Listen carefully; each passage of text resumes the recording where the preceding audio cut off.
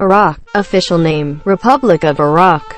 Form of government, parliamentary democracy. Capital, Baghdad. Population, 40,194,216. Official language is Arabic, Kurdish. Money, New Iraq dinar. Area, 168,754 square miles, 437,072 square kilometers. Major rivers, Tigris, Euphrates. Geography. Iraq is dominated by two famous rivers, the Tigris and the Euphrates. They flow southeast from the highlands in the north across the plains toward the Persian Gulf. The fertile region between these rivers has had many names throughout history, including Al Jazeera, or the island, in Arabic, and Mesopotamia in Greek. Many parts of Iraq are harsh places to live. Rocky deserts cover about 40% of the land. Another 30% is mountainous with bitterly cold winters. Much of the south is marshy and damp. Most Iraqis live along the fertile plains of the Tigris and Euphrates. People and culture. Iraq is one of the most culturally diverse nations in the Middle East.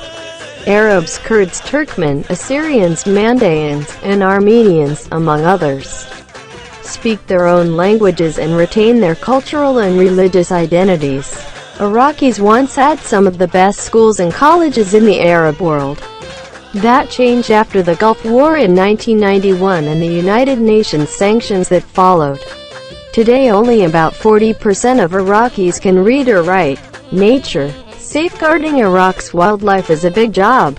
There are essentially no protected natural areas in the country. And with an ongoing war, the government is, understandably, more concerned with protecting people and property than plants and animals. Before the U.S. invasion of Iraq in 2003, several species were considered at risk, including cheetahs, wild goats, and dugongs. Scientists have not been able to assess the condition of these animals since the war started. Iraq's rivers and marshes are home to many fish, including carp that can grow up to 300 pounds 135 kilograms, and sharks that swim up from the Persian Gulf. Government and economy. In January 2005, Iraqis voted in the country's first democratic elections in more than 50 years. It took another 3 months for a government to take office.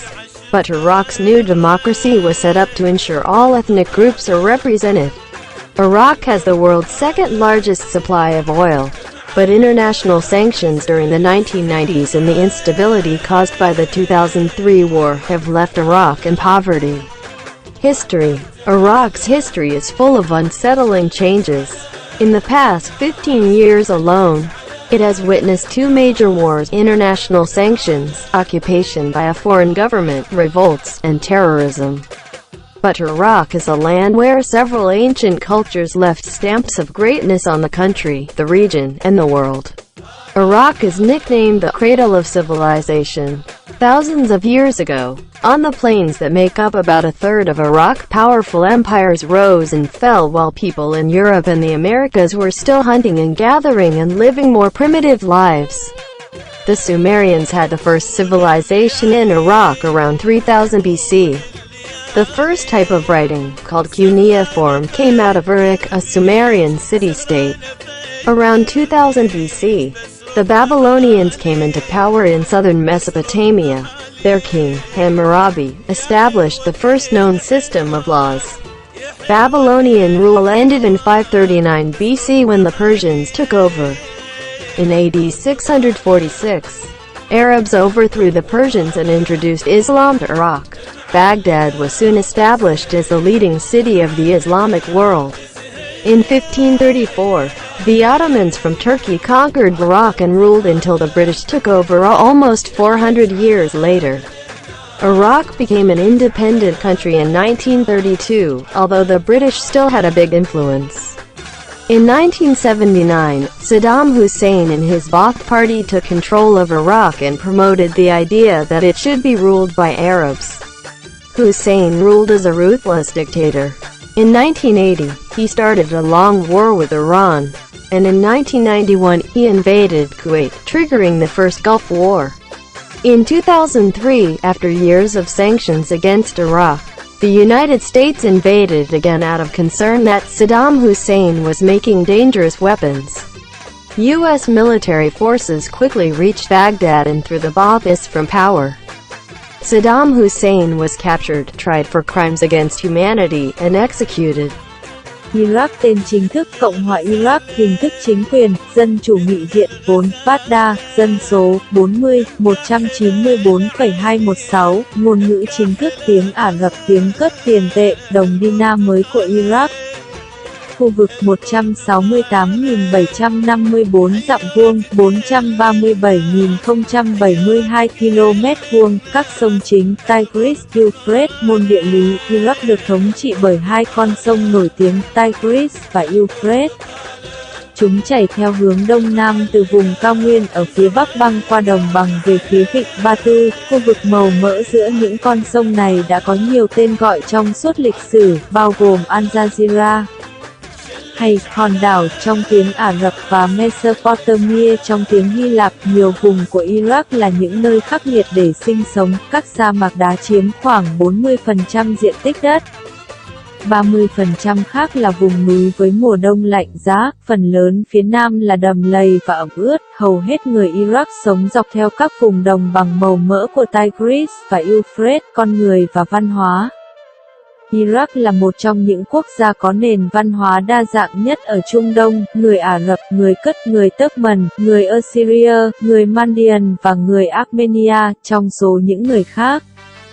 Nói ngôn ngữ của họ và giữ được bản sắc văn hóa và tôn giáo của họ, người Iraq từng có một số trường học và cao đẳng tốt nhất trong thế giới Ả Rập.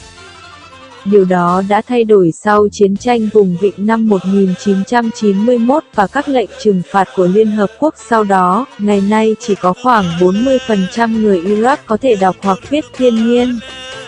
Bảo vệ động vật hoang dã của Iraq là một công việc lớn, về cơ bản không có các khu vực tự nhiên được bảo vệ trong cả nước, và với một cuộc chiến tranh đang diễn ra, có thể nhiều.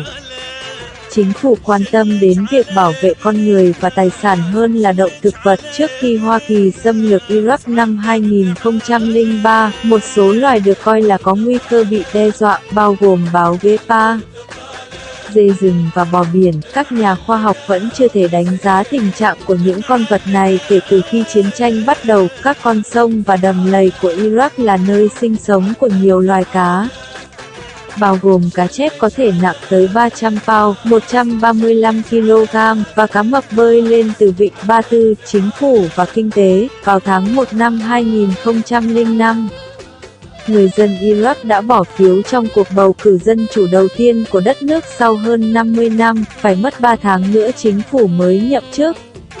Nhưng nền dân chủ mới của Iraq đã được thiết lập để đảm bảo tất cả các nhóm dân tộc đều có đại diện. Iraq có nguồn cung dầu lớn thứ hai thế giới.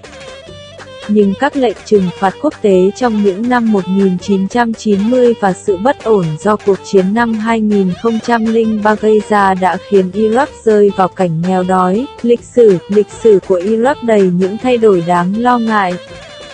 Chỉ trong 15 năm qua, nó đã chứng kiến 2 cuộc chiến tranh lớn, các lệnh trừng phạt quốc tế, chiếm đóng của chính phủ nước ngoài, các cuộc nổi dậy và khủng bố. Nhưng Iraq là vùng đất nơi có một số nền văn hóa cổ đại, để lại dấu ấn vĩ đại cho đất nước, khu vực và thế giới. Iraq được mệnh danh là cái nôi của nền văn minh, hàng ngàn năm trước.